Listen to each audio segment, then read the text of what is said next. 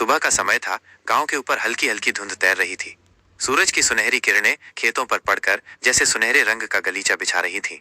गांव के कोने में एक छोटा सा घर था जिसमें 12 साल का अर्जुन और उसकी 10 साल की बहन सीमा रहते थे। उनके साथ थी उनकी प्यारी बिल्ली मिनी, एक शरारती बकरी गुलबकावली और उनकी सबसे दुलारी गाय गौरी। अर्जुन और सीमा के माता पिता खेती बाड़ी में व्यस्त रहते थे, इसलिए जानवरों की देखभाल का जिम्मा बच्चों का था।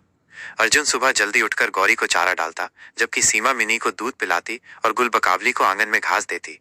एक दिन की बात है, गांव में मेले का ऐलान हुआ। पूरे गांव में हलचल मच गई। बच्चे, बूढ़े, औरतें सब तैयारियां करने लगे। अर्जुन और सीमा भी मेला देखने को बहुत उत्साहित थे, लेकिन उनकी मां ने कहा, बेटा पहले गौरी, मिनी और गुलबकावली की देखभाल करना, फिर जाना। सीमा बोली, माँ हम उन्हें भी साथ ले जाएंगे, उन्हें भी मजा आएगा।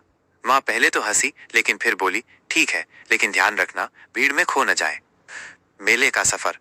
अगली सुबह अर्जुन ने गौरी की रस्सी पकड़ी, सीमा ने गुलबकावली को थामा और मिनी तो खुद ही सीमा के कंधे पर चढ़ गई। रास्ते में हरी भरी फसलें, पगडंडी के किनारे जंगली फूल और दूर दूर तक फैला नीला आसमान, सब कुछ जैसे एक चित्र की तरह लग रहा था। गौरी धीरे धीरे चल रही थी, उसकी घंटी की टन टन सुनाई दे रही थी। गुलबकावली बार बार घास खाने के लिए रुक जाती और मिनी पेड़ों पर चढ़ने की कोशिश करती।